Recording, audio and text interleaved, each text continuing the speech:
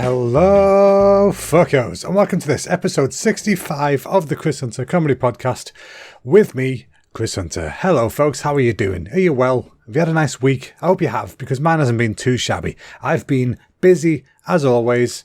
Just the usual. I went to get a burger on Saturday, but as you guys may have noticed, if you live in England, it was a little bit of a heat wave. And by that, I mean it was a bit warmer than normal, and everyone started freaking out. But the good news is, folks, I have survived. I am not a crispy frog on the street. I am a human who survived the weather. So that's good news, isn't it? But because it was going to be really hot, we decided instead of getting our normal afternoon burger, we'd instead leave a bit early and choose from their breakfast menu over at Dark Side of the Spoon. And oh my goodness, am I glad I did that, because I got myself the breakfast burrito. It's called Breakfast and the Furious. Yes, that is a pun. That is a play on words about a film about cars, and it was tasty as fuck. It was delicious. What did it have in it? It had like... Excuse me, I've got a bit of a sore throat. I've just been choking on some food. We're all good, but my throat's sore. It had, what was it, sausage, bacon, black pudding, tater tots, awesome mix, bit of cheese. There was all sorts of stuff in this thing, but it was friggin' delicious. I highly recommend it to you folks. Highly, highly recommend it. And Charlie had the Chuck Norris, I believe, which was chicken and waffles. Chicken and waffles, so tasty, so nice. Yes, that was really good. It was a good start to your weekend. You know, a good way to start a Saturday morning is by doing so with a fat-ass delicious breakfast burrito. Yeah, it was awesome. It was a great time, and it was so hot. I got some tasty ice cream as well. I had watermelon sorbet. Oh, nom. Watermelon sorbet and cocoa berry. Right? How cool do they sound? Cocoa berry is like, I think it's coconut and raspberry all mixed into one. And it was friggin' delicious. Really, really nice. The watermelon sorbet was especially refreshing for a hot summer's day.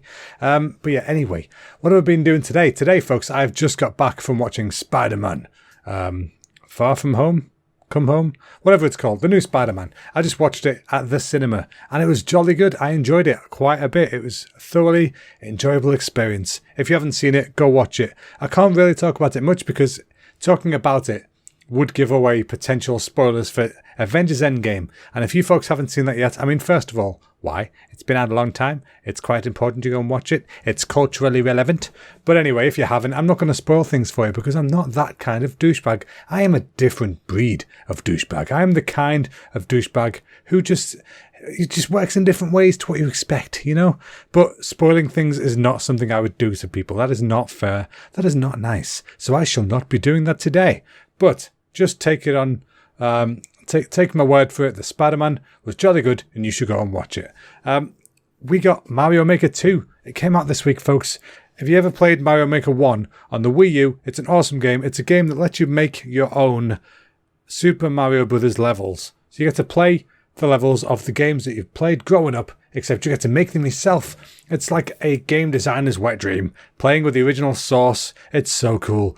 But that was ages ago on the Wii U. But now the sequel has come out and everyone's playing it. And every time Mario Maker comes out, there's a gentleman online called Rubber Ross, who is Ross from the Game Grumps, if you guys watch that online. And he is quite the masochist or sadist. I forget which one. Whichever one likes to inflict pain on other people, that is the kind that he is. And he likes to make levels that are notoriously difficult. And they become top levels in the game. They become really popular for people trying to defeat them, getting really frustrated and doing it in funny ways online.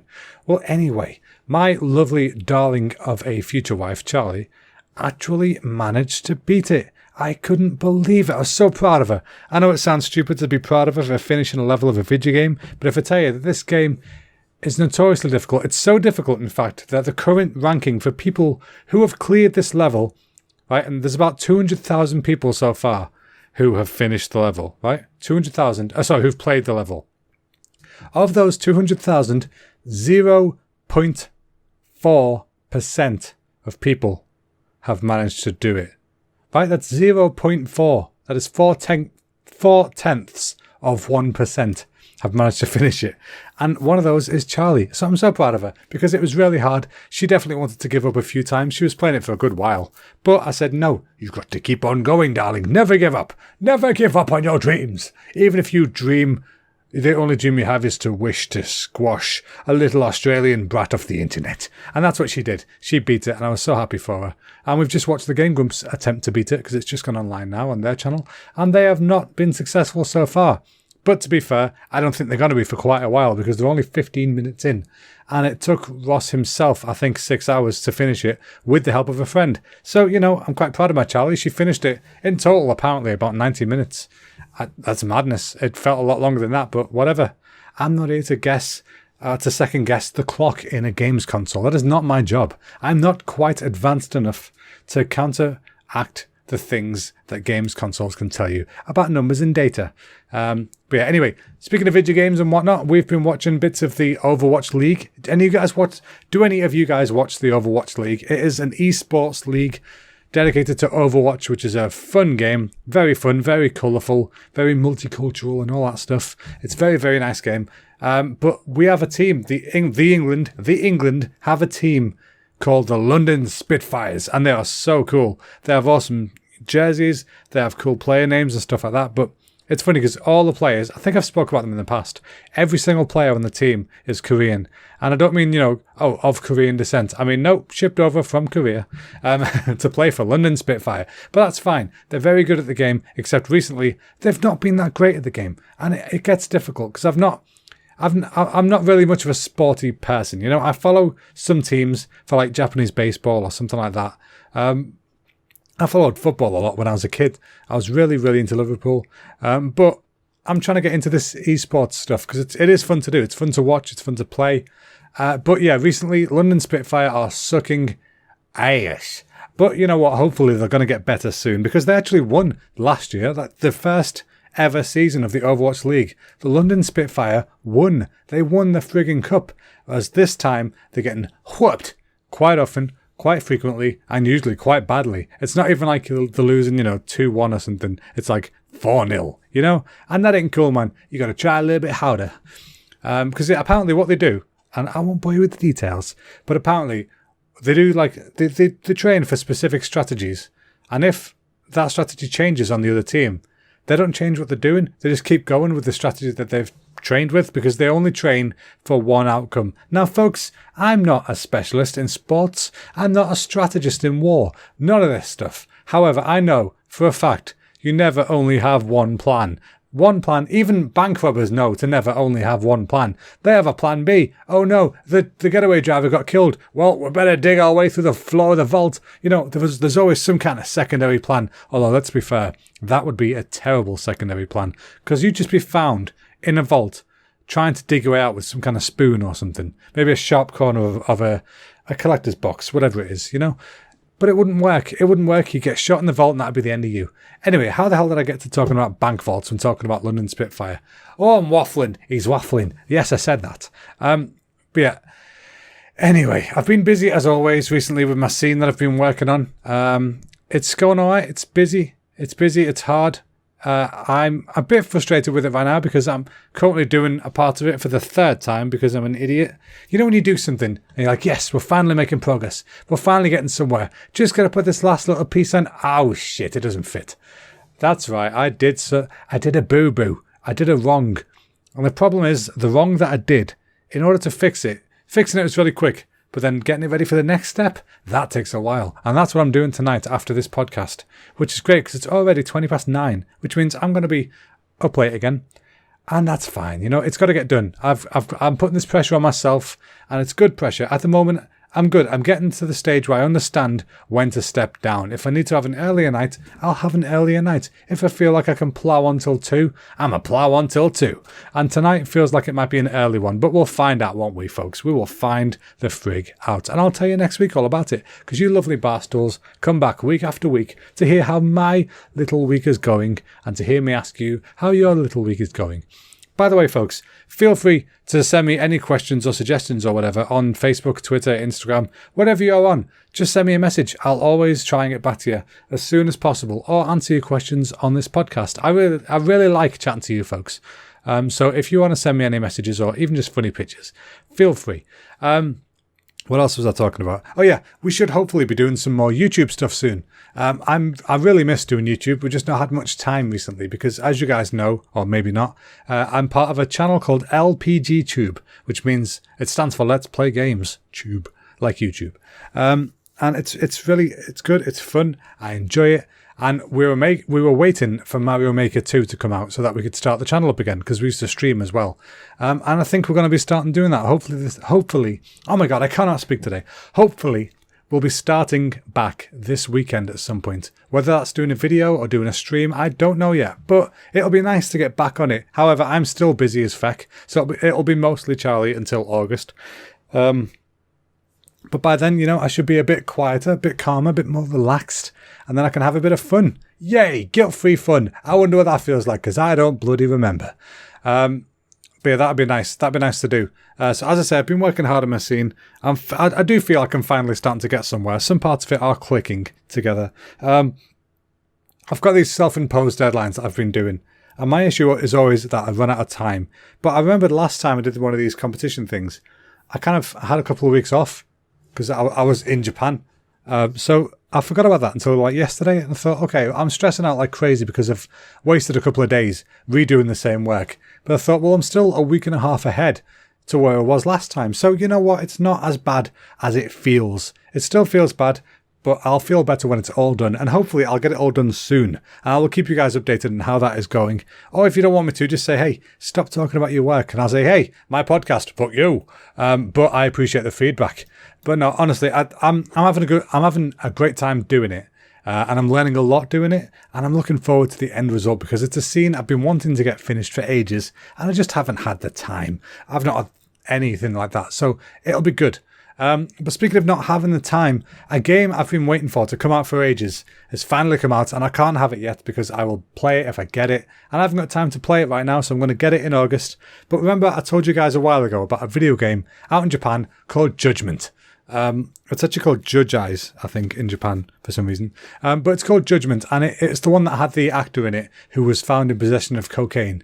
And so they basically deleted his career, including him from this video game, where they had to rebuild the model because it looked like him. They had to hire a different voice actor to redo all his lines. So basically the game, it got released, then it quickly got pulled when he got arrested, and now it's been re-released with the changes a few months later, which is astonishing, to be fair, that they've actually managed to do it, and they've actually managed to do it in a semi-decent time, because normally when that kind of thing happens, and I'm not saying it's a normal thing to happen, I mean things like rewrites or that kind of stuff, is not normally a fairly quick process, especially when you have to change an entire character model, because it was the guy's likeness, it looked like him, that was the point of using him. He's a celebrity, he's an actor, he's a musician. So you want him in your game. It gives a good pull, not like a groin pull, but like a good pull. Like an audience. So yeah, it's a lot of work involved, but they managed to pull it off. So I've got to say, congratulations to Sega. You did a good job. You've pulled it off, boys. You did it. You did a good. Speaking of people doing a good and video games, every year, twice a year, there's a massive expo called Games Done Quick. They have a summer Games Done Quick and they have a winter Games Done Quick. And what it is, it's an expo of people speedrunning video games. And if you don't know what a speedrun is, basically it's finishing a game as quick as humanly possible. And that means like finishing Mario in like 4 minutes or finishing Zelda in an hour and a half. Stuff like that. It's always fascinating to watch because they always use like little in-game glitches and special things like that. But anyway, they do it every year. They raise money for charity whilst they're doing it. And this year, one of the sponsors was 8-4play. It was 8-4. Who do, are they called 8-4play or just 8-4? Anyway, they do localizations on games in Japan to make them English and stuff. And they're really good at what they do. And they have a cracking podcast, the 8-4play podcast. I love listening to it. But anyway, they were a sponsor of this year's Summer Games Done Quick. And so they've been tweeting about it. And normally I don't watch it. I'd like to, but I'm busy. But they tweeted about it. And it turns out this year, the Summer Games Done Quick have raised a record-breaking $3 million for charity, folks. Now, come on. That is very, very good news for all involved. Very good news indeed. So that was so good. Speaking of very good news indeed, General Chaos, who's a Twitch individual who's very, very exceptionally good at what he does. He has also done a charity stream over the weekend. I think it was over the weekend. I wasn't able to watch it. But he raised thousands of pounds for Special Effect, who you guys might remember I did a stream for a while ago. We didn't raise anywhere near as much as that. So bravo, sir. You've done an exceptional job. Well, you are doing God's work, if I believed in one. But you know what I mean. You're doing the work of the people. You're helping the less fortunate. You are the real superhero of the room. Anybody who uses video games to raise money for charity are good people in my books. That's all I'm saying. You know, everyone's good. Everyone can be good. Just play a video game, stream it, and tell them to give money to charity. It's an awesome experience. People should do it more often. Although, this is a bit of a weird segue. Speaking of money and video games, apparently I read an article headline yesterday which pissed me off because the headline itself shouldn't ever exist, right? The headline was roughly, so I'm paraphrasing because I haven't got the actual link in front of me, but it was roughly saying people are annoyed by the amount of ads in NBA 2020. Right? NBA 2020 is a video game that you buy. It's a basketball video game, and people are annoyed by the amount of adverts that are in the game that you have paid at least £50 for. Why? What do you mean about the amount of ads? Why are there any ads at all in a video game that you've paid for? Fair enough, free games have adverts in them. Okay, that's fine-ish. As long as they're not really intrusive. I get you've got to pay for your game to be made. You've got to do that. You're not making money on the game itself. So fair enough. Sell a bit of advertising space. Who am I to say no to that? But if I have paid a freaking penny for your game, do not put adverts in it. If I've paid £50 for your game and you're a reputable pumping them out every year game like NBA 2000 and whatever, do not ever put adverts in my motherfucking game. Okay? That's ridiculous. That is stupid. That is insane. I don't understand why anybody would ever think that that is remotely acceptable. You know, that's like going to the cinema. Right? You've bought your ticket, you're watching your film, and then halfway through a scene, it's like, hey, do you want to buy a hot dog? Like, no, I'm watching my film. Piss off. I've got a hot dog. And then you might go and buy a hot dog. Because, let's face it, cinema adverts work. The ones before it. They're like, why don't you buy a Coke? You're like, okay, I want a Coke. But yeah, anyway, that's my ramble about video games. You know, I don't always talk about video games, folks. I like to sometimes. I had a nice little treat today. My lovely, awesome, adorable Charlie has bought me a surprise. She said, there's going to be a parcel arriving at work between 10 and 12. Go grab it. And there was a parcel. I was in a meeting, but after the meeting, I came out and I grabbed my parcel. And I open it. It's from Uniqlo, the clothing range. And it's a t-shirt. And it is a Pokemon Uniqlo crossover t-shirt with Gengar on it. And I'm so very happy with it. So very, very happy with it. And she's awesome. And I love her lots. She got me a nice t-shirt. And it made my day. It honestly made my day. I was so happy by that little random acts of kindness, folks. That's what makes the world turn around. Random acts of kindness. Doesn't got to cost any money. It could just be doing something nice for somebody. Just do it. Every day, try and do at least one random act of kindness for people, okay? It'll come back around to you at some point. Just don't think about yourself. Do it for others. Now, I wish what I did yesterday in work was a random act of kindness, but unfortunately it was quite the opposite, and it was entirely accidental. You see, for lunch yesterday, I had a super delicious Nissin Soba pot noodle. They good, boy. They good. And it tasted like chicken yakitori, which is extra, extra tasty. And so I ate it, nom, nom, nom. And then about 20 minutes later, I went to the loo. Don't worry, it's not a gross story. I just did a wee-wee. But as I was walking out of the bathroom, you know when you open the door sometimes and there's somebody right there at the other side of the door? You know, so it scares both of you. But you just straight away say something. And, you know, it's normally like, oh, sorry, you know, or hey, you know, whatever. Well, the door opened. There was somebody right there. I said sorry. And as I said sorry, I didn't mean to knock the popper stopper. As I said sorry, an involuntary, vicious pot noodle burp came flying out of my mouth with the word sorry and just caressed this gentleman's face. I could almost feel it just stroll over his nose, past his cheekbone and beyond the ear. And I felt so awful. But it had happened. I didn't acknowledge it. I just said sorry, and then walked past him, went downstairs. I died of shame. That's pretty much what I did. I pretty much just died of shame. And I felt so bad. And I don't even know who it was because I wasn't paying enough attention because I was frightened and then I burped and ran. So I don't know who it was. So if for some reason you're listening, person whose face I burped in yesterday, I'm sincerely sorry. I didn't mean to do that. I did do it, but I didn't mean to do it. So yeah, that happened. That was the thing that happened. I don't want it to happen again, but hey, you don't know what the world holds, do you? If you were in work and it was you that I did it to, I'm sorry. I was the one with the Baby Metal t-shirt on, so you can come and shout at me tomorrow. But speaking of Baby Metal are coming to Manchester, folks. If you've not seen them perform live, what are you doing? Get your ass to go and see them live. There's only 2 of them now, so I don't know what the live shows are going to be like. There used to be 3 of them, you see. But it's meant to be, it looks a bit more gothic, a bit more theatrical, a bit different now. So they're coming to Manchester in February, as far as I know. So hopefully, if we get a chance, we'll go and see that. That'd be really nice. Because it'd save the cost of going to London and all that kind of stuff. I know we're trying to save, you see. So if it's in Manchester, that's a lot more doable. As a potentially maybe, you know? So it's not a guarantee, but we'll see what happens. But yeah, folks, get yourself to Baby Metal.